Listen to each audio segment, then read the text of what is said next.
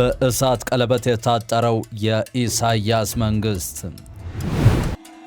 ከሱዳን እስከ ግብጽና ኢትዮጵያ አደገኛው ፍጥጫ ኤርትራን የእሳት ቀለበት ውስጥ የከተታት የሶስት ሀገራት የጦርነት ዝግጅት ምስራቅ አፍሪካን እያመሳት ነው። ሶስቱም ሀገራት ጦራቸውን ወደ አሰብ ልከው ሊፋለሙ የተዘጋጁ ይመስላሉ።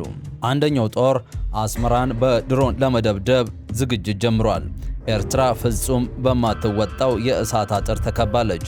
የሱዳኑ ፈጥኖ ደራሽ ኃይል አስመራ ላይ መተኮሱ ከተሰማ በኋላ የግብጽና የኢትዮጵያ ጦር በአሰብ ጉዳይ ተፋጠዋል። የቀይ ባህር አፋር ዴሞክራሲያዊ ድርጅት ከኤርትራ ጦር ጋር መታኮስ ጀምሯል። በሁሉም ማዕዘናት የተከበበው የዳሃሎ ቤተ መንግስት የድረሱልኝ ጩኸት ማሰማቱን ጀምሯል። ሙሉ ትንታኔውን የምናቀርብ ይሆናል። እስከ መጨረሻው አብራችሁን ቆዩ።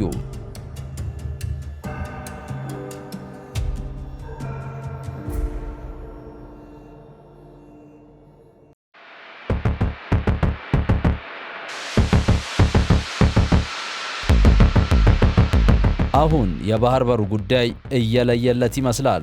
ኢትዮጵያ የትኛውን መንገድ ተጠቅማ አሰብ ትከትማለች የሚሉ ድምጾች ከፍተኛ ማዕረግ ካላቸው ጄኔራሎች መሰማት ጀምሯል። የኤርትራ ባለስልጣናት አሰብ ወይም ሞት ቢሉም ሞት ቀድሟቸው ከደጃፍ የመጣ ይመስላል። በቀጠናው ላይ ትርምስ መፍጠር የሚወደው የኢሳያስ አገዛዝ ራሱ በጫረው እሳት ምክንያት በሱዳን ፈጥኖ ደራሽ ኃይል አደገኛ ትንቅንቅ ውስጥ ገብቷል።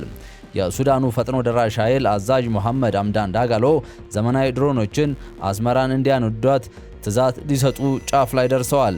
በዚህ በኩል ደግሞ የቀይ ባህር አፋር ዴሞክራሲያዊ ድርጅት በኤርትራ ጦር ጋር ተኩስ ልውውጥ ማድረጉ ተሰምቷል። ይህ ሁሉ ባለበት ሁኔታ ደግሞ በአፍሪካ ወደር የለሽ እንደሆኑ ከሚነገርላቸው ጦሮች መካከል የሚጠቀሰው የኢትዮጵያ መከላከያ ሰራዊት አሰብን መያዝ፣ አሰብን ወደ ኢትዮጵያ መመለስ የአባቶቻችን አደራ ነው ሲል የአቋም መግለጫውን አውጥቷል። ይህ ደግሞ የምስራቅ አፍሪካን ተንታኞች ያለ ረፍት የተለያዩ አንድምታዎች ያሏቸው መረጃዎች እንዲያወጡ እያደረጓቸው ነው። በተለይም ደግሞ የሻቢያ መንግስት ልክ እንደ 1992ቱ የኢትዮ ኤርትራ ጦርነት ያስነሳና በምስራቅ አፍሪካ ላይ የቀለጠ ጦርነት ውስጥ ቢገባ ፍጹም ከ1992ቱ ተቃራኒ የሆነ ነገር ይገጥመዋል እያሉ ነው። ምናልባትም የኢሳያስ አገዛዝ ፍጹም እንዳይነሳ ሆኖ የመውደቅ ዕድሉ የሰፋ ነው የሚሆነው። ለዚህ ምክንያት ሲያነሱ ደግሞ የኢትዮጵያ መከላከያ ሰራዊት ራሱን ዘመን አፈራሽ መሳሪያዎች እያስታጠቀና ከዘመኑ የጦር ቴክኖሎጂዎች ጋር ራሱን እያስማማ መቀጠሉ፣ ለዚህ ደግሞ እንደ ተባበሩት አረብ ኤምሬትሶች ያሉ ሀገራት ዋነኛ ባለውለታዎች መሆኑን ያሳያሉ። በተቃራኒው ደግሞ የሻቢያ መንግስት ያኔ ወታደራዊ መንግስቱን ለመዋጋት ሲጠቀማቸው የነበሩ ታንኮችና ጥቂት ጀቶች ብቻ ታጥቆ መቅረቱ፣ ወታደራዊ ኃይሉ ከዘመኑ ጋር የሚያዋህዱ መሳሪያዎች አለመታጠቁን በማንሳት እንዲሁም አብዛኛው ወታደር በሀገር ፍቅር ሳይሆን በግዴታ በሳዋ ማሰልጠኛ ማዕከል የተመለመለና በግድ ወታደራዊ ኃይሉን እንዲቀላቀል የተደረገ በመሆኑ ጦርነቱ ውስጥ ብዙም የመቆየት እድል እንደማይኖረው በማንሳት የኢሳያስ አፈወርቂ አስተዳደር በስተት እንኳን አንዲት ጥይት ተኩሶ በምስራቅ አፍሪካ ላይ እሳት ቢጭር ራሱ በለኮሰው እሳት ተቃጥሎ አሊያም ደግሞ እንደ ጨው ውሃ ማምቶ መጥፋቱ እንደማይቀር ይናገራሉ። የግብጽ ባለስልጣናት ለኤርትራ ተደረበው ቀይ ባህር የነካችው ዕለት መጥፊያቸው ይሆናል እያሉ ቢፎክሩም አስመራን የእሳት ራት ከማድረግ የዘለለ ሚና እንደማይኖራቸው በጎረቤት ሊቢያ የፈጸሙትን ማየት በቂ ነው። ሱዳን ገብተው በፈጥኖ ደራሽ ኃይሉ በእንብርክክ እንዲሄዱ ተደርገው ተዋርደዋል። ምናልባትም አስመራ አሊያም አሰብ የግብፃውያን ታንኮችና ጀቶች መሞከሪያ ከመሆኑ የዘለለ ምንም ጥቅም እንደማያገኙ እየተነገረ ነው። ኤርትራ ቀደም ሲል በመግቢያችን ላይ እንዳነሳነው በእሳት ቀለበት ውስጥ የገባች ሀገር ሆናለች። በሱዳን በኢትዮጵያና በግብጽ ጦር ተከባለች። በተለያዩ አቅጣጫዎች መዋከብ በዝቷል። እናም አንዱ እሳት ለማጥፋት ሌላው እሳት መጫር ደግሞ እንደ አማራጭ አድርጋ ወስዳለች። ይህ ደግሞ የሻቢያ መንግስት ውድቀት የሚያፋጥን ነው የሚሆነው። የኤርትራ መንግስት በተለያዩ አቅጣጫዎች ኢትዮጵያን ለመውጋት ሲሞክር የነበረበት ጊዜ ሙሉ በሙሉ እንደሚያበቃና ኢትዮጵያ ዳግም አሰብን እንደምትቆጣጠር እንዲሁም አሰብ ብቻ ሳይሆን የምስራቅ አፍሪካ ሀገራት ከራስ ምታት የሆኑት የአስመራ ባለስልጣናትን የማስወገድ አቅም እንዳላትም እነዚህ ተንታኞች ያነሳሉ። ኢትዮጵያ በፍትሐዊ ተጠቃሚነት ላይ ያተኮረ ጥያቄ አቅርባ በሰላማዊ መንገድ የባህር በር እንዲሰጣ ብትጠይቅም የአስመራ ሰዎች ግን ተደራራቢ እና የሐሰት ክስ ከማቅረብ የዘለለ አግባብ ያለው ምላሽ ሊሰጡ አልቻሉም። ይህንን ተከትሎም የኢትዮጵያ መከላከያ ሰራዊት እጅግ አስገራሚ መልእክት አስተላልፏል። ይህን ተከትሎ የተለያዩ ትንታኔዎች መውጣት ጀምረዋል። በ118ኛው የኢትዮጵያ መከላከያ ሰራዊት ቀን የማትደፈር ሀገር የማይበገር ሰራዊት በሚል ሐሳብ በባህር ኃይል ማሰልጠኛ ትምህርት ቤት ሲከበር መዋሉ ይታወቃል። ታዲያ በዚህ ክብረ በዓል ላይ የተገኙት ፊልድ ማርሻል ብርሃኑ ጁላን ጨምሮ ከፍተኛ ወታደራዊ ማዕረግ ያላቸው ባለስልጣናት መልእክት አስተላልፈው ነበር። አሁን ከምንጊዜውም በላይ የተሻለ ሁኔታ የባህር በር ባለቤትነታችንን ለማረጋገጥ የሚያስችል ቁመና ላይ እንገኛለን። ሀገራችን የተፈጥሮ ሀብቷን እንዳትጠቀም የሚፈልጉ ታሪካዊ ጠላቶች በርካቶች መሆናቸውን እናውቃለን። በእነዚህም ጠላቶች ሴራ ኢትዮጵያ በውስጣዊ ግጭት ላይ እንድታተኩርና ለዘመናት በድህነት ኋላ ቀርነት እንድትቆይ መደረጓ ማናችንም የምንረዳው እውነት ነው።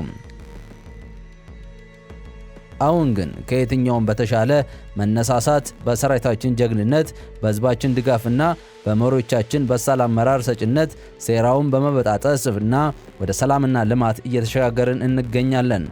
አሁን ላይ የታሪካዊ ጠላቶቻችንና የባዕዳን አቤት ባይ ኃይሎች እኩይ ሴራ በማክሸፍ የልማት የሰላምና የመንሰራራት መንገዳችንን ጀምረናል። ኢትዮጵያን ለማፍረስ የሞከሩ ኃይሎች ፈርሰው የሀገርና የተቋማት ሁለንተናዊ አቅም እየጨመረ መምጣቱን በመግለጽ አሁን ኢትዮጵያና የመከላከያ ሰራዊቱ ያሉበት ቁመናን ለመግለጽ ሞክረዋል። ከዚህም ባለፈ ከ10 ዓመታት በኋላ የኢትዮጵያ ህዝብ ብዛት 200 ሚሊዮን ሊደርስ እንደሚችልና 200 ሚሊዮን ህዝብ በ2 ሚሊዮን ህዝብ መታፈን እንደሌለበት በመግለጽ እጅግ አስገራሚና የሰራዊትን ሞራል ያነቃቃ ንግግር አድርገዋል። ይህን ተከትሎ አንዳንድ ተንታኞች ኤርትራ ካሁን ወቅታዊና የፖለቲካ አካሄድ በመረዳት እንዲሁም የኢትዮጵያን የባህር በር ጥያቄ በቀና መንገድ በመውሰድ በሰጥቶ መቀበል መርህ ላይ ያተኮረ ፍጹም ሰላማዊና አማራጭን የተከተለ በመምረጥ ሁኔታውን ለማርገብ ካልመረጠች ወደ አደገኛው የውድቀት ታሪክ እንደምትንደረደር ነው እየገለጹ ያሉት።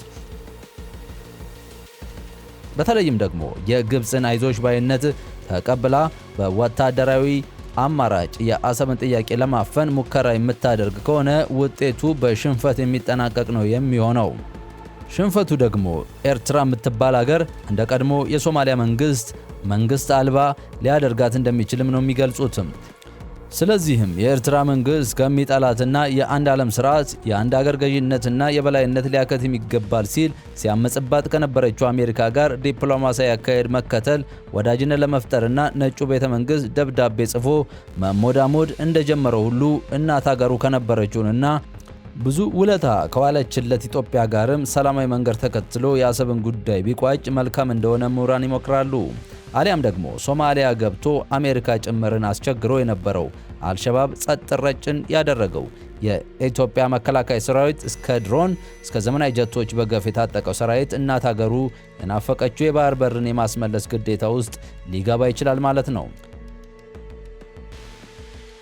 ኢትዮጵያ ነፃነቷን፣ ሉዓላዊነቷን ከትውልድ ወደ ትውልድ እንዲሸጋገር በርካታ መስዋዕትነትን የከፈለው መከላከያ ሰራዊቱ ላለፉት 30 ዓመት ተኝተናል፣ አሁን ግን ላንተኛ እንደ ሀገር ነቅተናል ያሉት ፊልድ ማርሻል ብርሃኑ ጁላ የሀገራችን የህልውና ጥያቄ የሆነው የሰላም የልማትና የባህር በር ተጠቃሚነትን እናሳካለን ሲሉ አጽንኦት ሰጥተዋል።